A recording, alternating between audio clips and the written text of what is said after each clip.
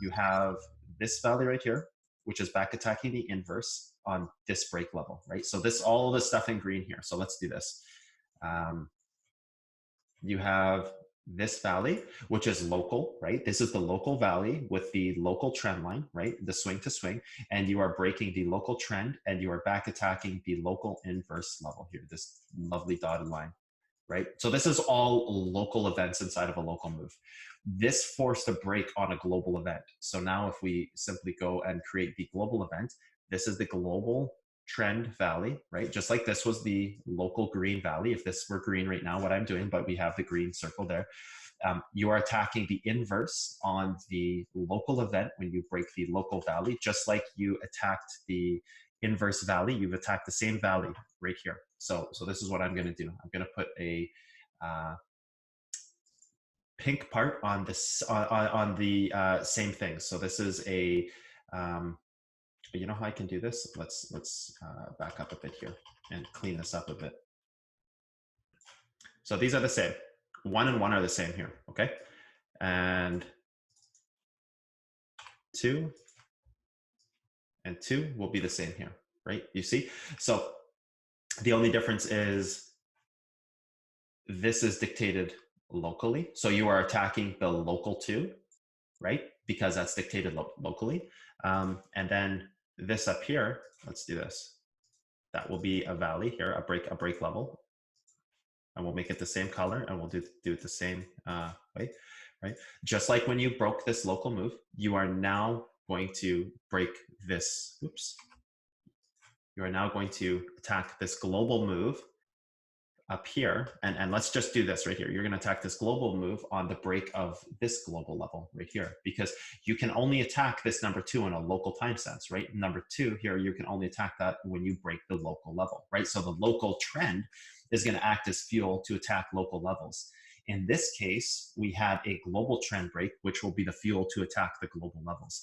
So quite simply, you're going to attack the inverse first, because this is trying to see if it can break out of long-term distribution, right? So you'll simply attack this first as the first step in breaking out of long-term distribution. Just like when you catch a falling knife on a micro time sense, like this is just an hourly chart. If we were to zoom out, this is a rather small piece of a large move, as you can tell, right? But when you want to see the bottom of a coin, you will have to first do the distribution cycle break, the 1, 2, 3, 4, 5 on a small time frame first, which is going to back target a bigger time frame. So again, this is quite a you know, in respect to it all, and you're saying, oh, let's back attack a daily level.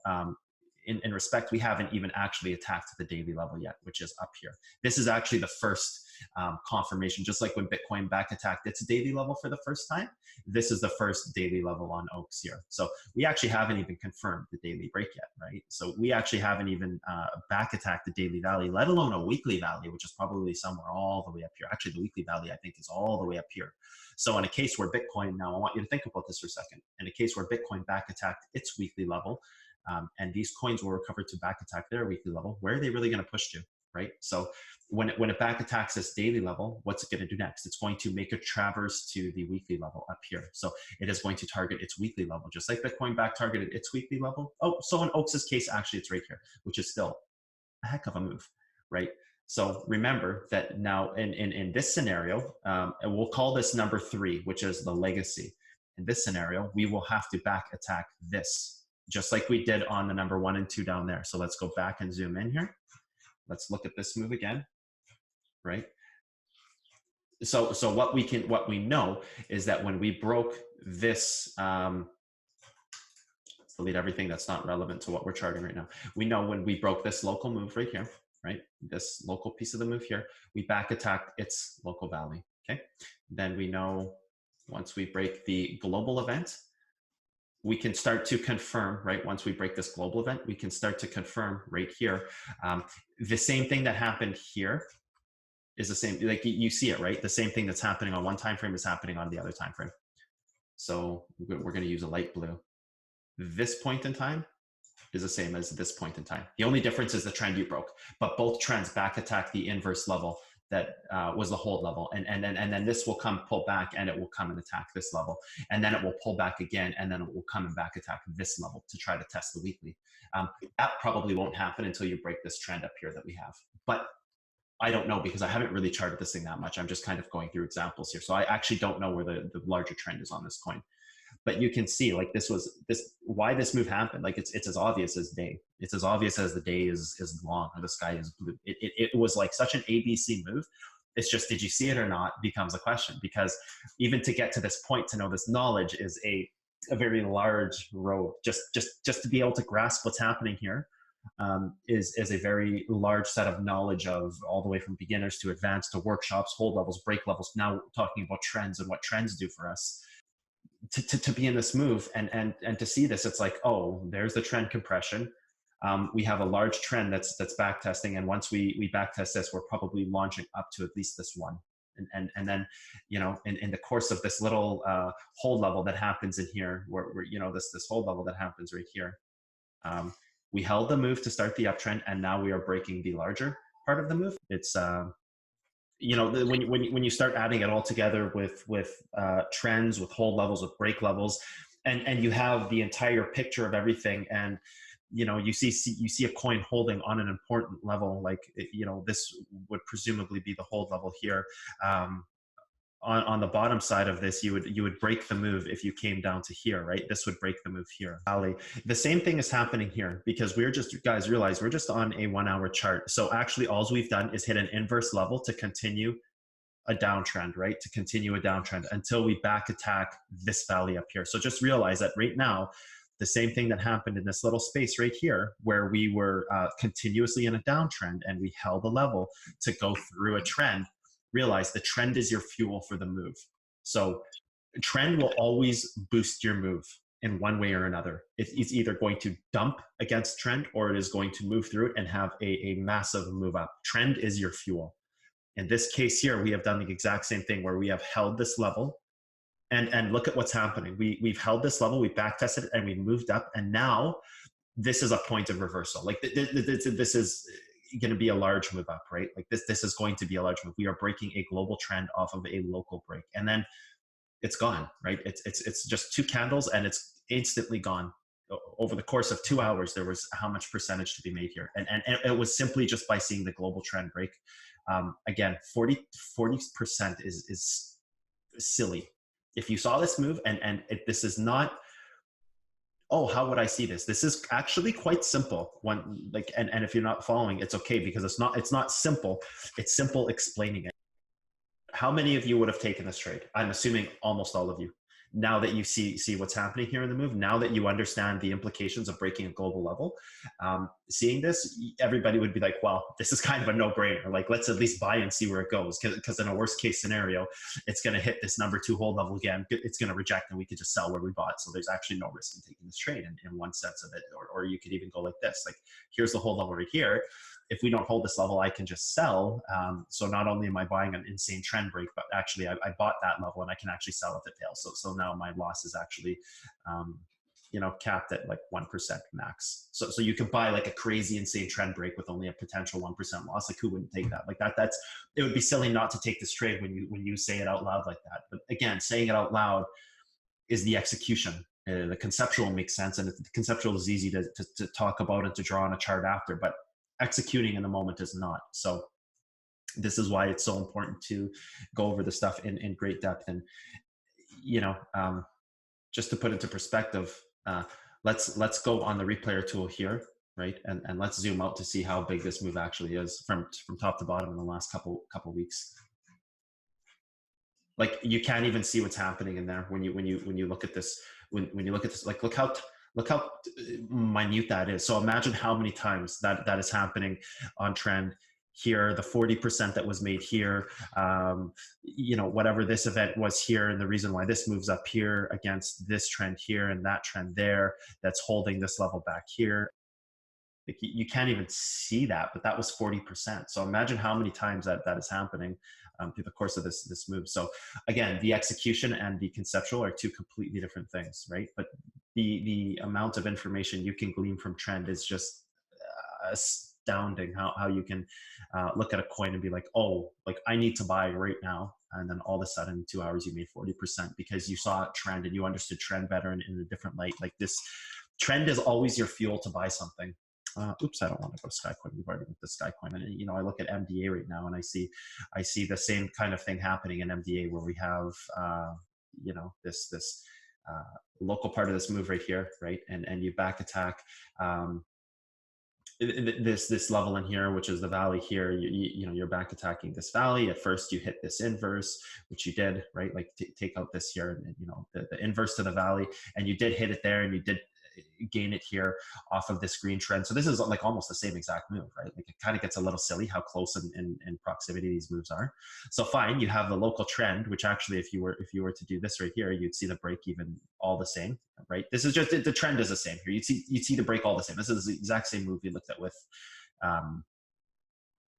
what did we just look at? Oaks? Yeah, this is the exact same move. So you have the local move flying up to attack the global trend, and now you're in this position where you're attacking the global trend right now. And then if we move this to a 4-hour chart or something, and then you see like, oh, look what's happening. You see the local break into the global move against the global trend up here.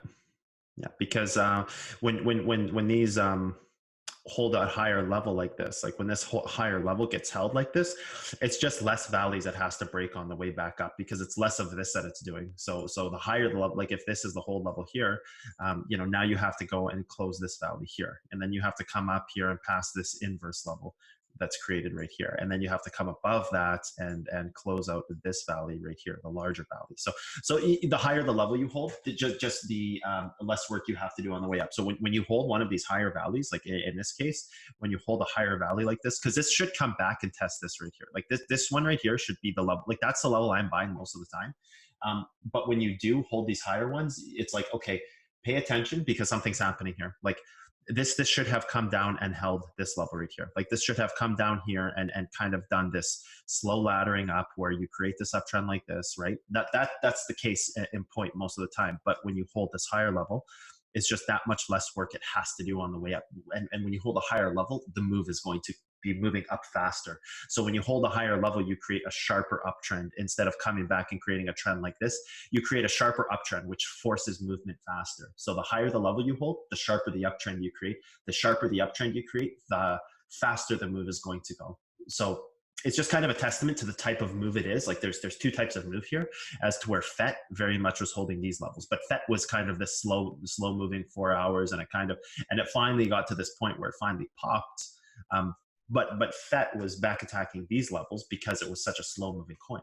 When you hold something higher like this, you're automatically presetting it up to have a higher trend because you've held that point. So that is going to be your bottoming out point. That is going to be the trend, which is also showing you how much faster the move is about to go, which is a really important thing to know. Because again, if you had come out to here, let's redraw that. Okay, we're just going to go with that. If you had come out to here and held this level here, your uptrend ends up being like this, right? As opposed to, again, you now have this much sharper of an uptrend. So the higher you hold, the faster something moves, the more it's likely to move up. But not always, don't use that as a rule. The higher the hold, the more likely it is to move up, because that's actually completely untrue too, because actually the more fragile the move becomes as well, because if you have this kind of sharp uptrend, it's quicker that you lose trend as well too. So it's quicker that you actually come back and test this level here and then start another trend where you have this valley to close out right here that was created off the loss of the trend. So actually all you did was create more work by not holding this uptrend. So it delays the move as you fray out these trends like that. If I were to go into this trade, this becomes a balance of greed versus being picky versus the knowledge you have, versus being and not being in the move, and kind of all these things combined that you have to use your ability as a human being to assess the situation with your knowledge and say, okay, we're holding this level, we're breaking trend, all these things look great. Maybe this is a trade I should be in. This kind of looks like it makes a lot of sense. I should probably be in this trade. And then sit there and be like, is it really worth it to be in this trade? What could possibly go wrong? And then if you make that assertion to say this makes sense, I want to be in this trade. For me, that's MDA right now. I like MDA. It has a lot of reason to be in right now. But had it not been in this moment, I would not even look at MDA. I would just be like, I don't care. It doesn't matter to me. And you know, we hope the outcome becomes what it is here. We hope the outcome becomes it breaks trend and goes crazy, but also realize that this part of the move could fail and get out while you. We won't talk about how to exit this move because that is a whole beast in its own. But just with the realization that this can fail too. This is not guaranteed to succeed. This can fail. It makes sense when you hear about it, but you call them 1, 2, 3 for all I care. It doesn't matter. It's just a term I made up, local, global, but it just kind of makes sense. Like this is local, this is global, that's legacy, right? So a legacy level or that third trend, I only ever have one because I want to identify like a low strength, medium strength, high strength. That would be like another way to identify it, like high, medium, low, or like weak, strong, Hercules, or whatever. I don't know what to call it, but like it's just the idea that once this is gone, this is the new 1, that's the new 2, that's the new 3, right? So just very dynamic and flow. Everything is always dynamic on these charts because as soon as one thing happens, it completely changes the charts and everything that you see on the charts. A little silly about it, but that's kind of true. Like just go look at any chart with trend break, and it's just like you just have to identify the strength of the trend that's breaking in relationship to what has broken and find these exploitive parts of the charts where, something like Oaks where you can make 40% on rocket fuel. Like this was super obvious. Like this was just like the most obvious thing in the world. It actually makes me a little sad looking at Oaks because I had never looked at Oaks before today. Like I had never broken it down like this. This is the first time. It actually makes me sad I didn't see this because this was like super obvious. $8,000 BTC, 3% a day. That's $2 million in 12 months. Not including weekends. Yep, at $8,000 a BTC, you'll make $2.2 million if you can identify 3% a day. So do this for 1 year, make 3% a day, and you'll be able to retire. If $2 million is enough for you guys to retire, that's how crazy trends can be with one Bitcoin. That's the power of trends. Like that's how it is. And that's 5 days a week, not including weekends. So you even have 2 days in a week where if you traded for a year straight and you had 2 slow days, and that's only making 3%. What about the times when it swings up to 10 or 12% because it just explodes, right? So, I mean, yeah, the power of trends is real. It's not a joke. It's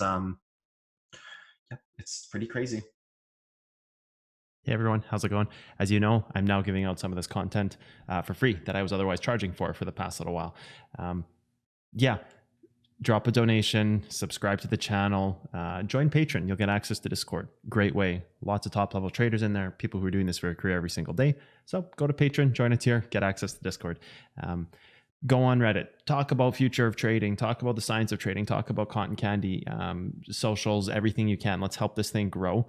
It's the way you guys can thank me for giving out this content for free that I was otherwise charging money for. So I'll leave a Bitcoin address on the screen. I'll leave the Patreon address on the screen. Just do something to help out.